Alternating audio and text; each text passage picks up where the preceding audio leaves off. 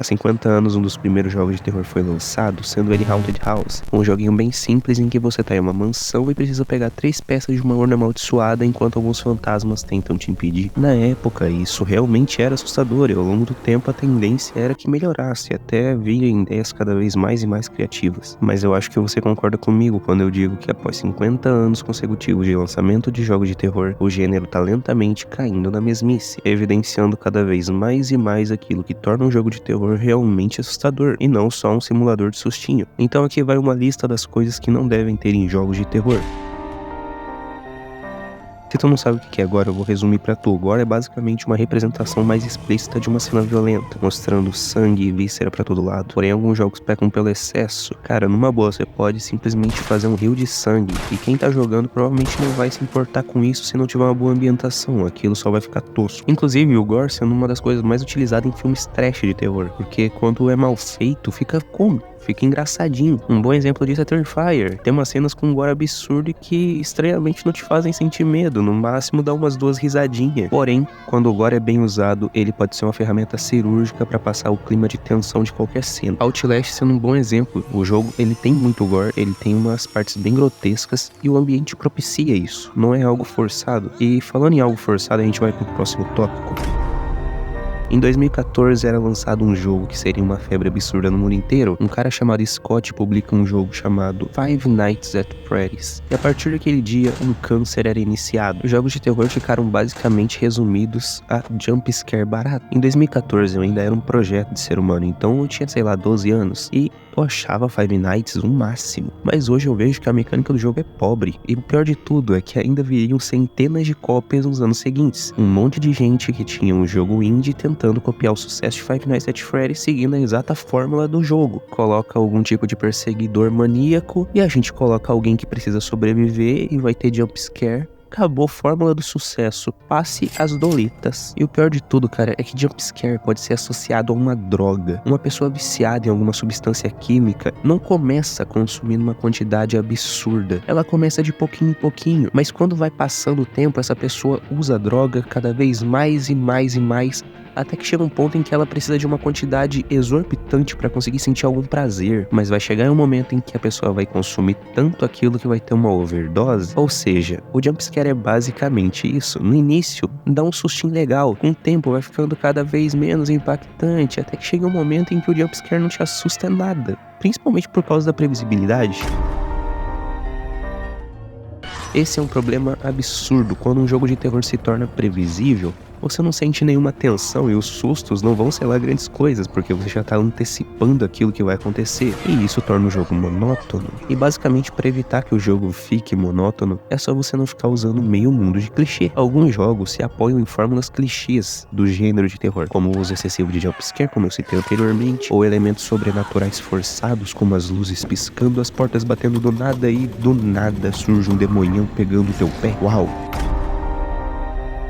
E pior ainda é quando tem uma exposição absurda do fantasma ou do bicho-papão, que aí é simplesmente pra acabar mesmo. Expor os fatos de uma forma mal feita também é danoso pra história, fica tudo muito objetivo. O jogo não cria mistério. É como se você estivesse lendo um manual, não faz sentido com o clima, deixa tudo muito linear. Você não vai ser surpreendido pelo seu personagem, não vai ser surpreendido pelo ambiente, não vai ser surpreendido por nenhum dos aspectos do jogo, porque tudo já foi mostrado em algum file, em alguma visão do seu personagem, ou no pior de todos os casos, na narração. Jogos de terror bem-sucedidos geralmente tem um ritmo equilibrado, com momentos de construção de tensão, sustos e um momentinho de alívio. Se tu já jogou um dos Resident Evil mais antigos, você vai entender muito bem o que eu tô dizendo. Quando tu tá sendo perseguido pelo Mr. X, sendo um momento extremamente tenso, e aí você vê uma safe room, cara, a musiquinha da safe room começa a tocar e não existe alívio maior do que esse. E nesses Resident Evil mais antigos também tinha um detalhe que é importantíssimo, você tem um número limitado de saves. Ou seja, quando você tinha um Ink Ribbon e entrava na safe room, até teu espírito relaxava, era um momento realmente de descansar, cara. Uma gameplay simples e criativa, que é um dos principais fatores para criar um jogo de terror bom.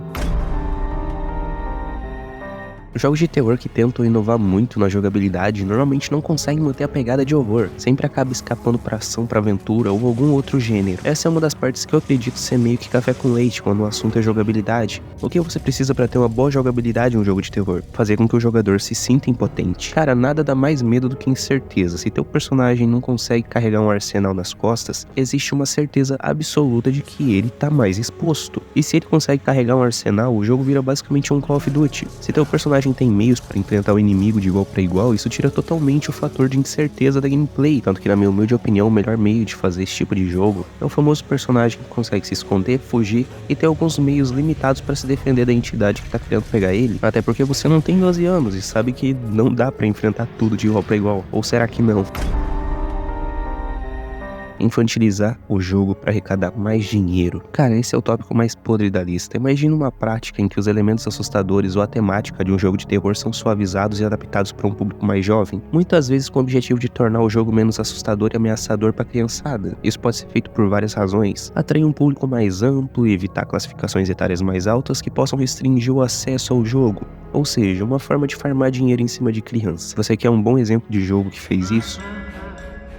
Pois é, Five Nights at Freddy's. Falando assim, parece que eu odeio esse jogo com todas as minhas forças, mas não, eu gosto de FNAF, mas o problema é que FNAF foi o precursor de vários jogos com histórias ruins e com um ambiente de terror ruim também. É só ver a quantidade absurda de elementos infantis em FNAF. Tanto que os últimos jogos da franquia vieram sendo tão coloridos quanto um desenho infantil, pô. E o foda é que esse aspecto mais infantil tá presente em muitos jogos do gênero recentemente. Hello Nightmare, Bendy, a Máquina de Tinta, Pop Playtime, todos eles bebem da mesma fonte no final de tudo, que é se aproveitar da capacidade que as crianças têm de viralizar alguma coisa na internet. Até porque é fácil fazer uma criança se engajar com algo. Você cria um jogo com uma gameplay simples, com uma história simples e que dá brecha pra um monte de teoria maluca. Pronto, um ambiente perfeito para a criança adentrar e se viciar no tema. Pessoalmente falando, eu acho essa uma prática bem ruim. Você pode ver até filmes de terror fazendo algo parecido, tentando baixar a classificação etária para conseguir lucrar mais. Lucrar, na minha humilde opinião, não é o problema. O problema é você colocar a qualidade do produto em risco para você conseguir ganhar um trocado a mais. Isso, na minha opinião, é o errado. Você tem que normalmente agradar o público que realmente consome aquele tipo de conteúdo. Cara, por exemplo, uma criança de 10 anos de idade é cagona, ela não quer ver filme de terror, cara. Talvez ela até queira ver filme de terror, mas aí ela vai ter que ver aqueles filmes meio pastelão. E tipo, você que já é mais velho, você vai querer ver um bagulho que seja realmente assustador. Você não quer ver um Paranauê meia boca. Mas quem sou eu pra falar algo também, né? Se eu sou um desempregado com muito tempo livre. Você concorda com o que eu falei aqui? E fala pra mim aí nos comentários, cara. Por que eu esqueci de citar no vídeo? Provavelmente eu esqueci de coisa pra caralho. Então, muito obrigado. Se tu gostou do vídeo, dá um like, compartilha, faz o que tu quiser aí. Beijinho, tchau, tchau.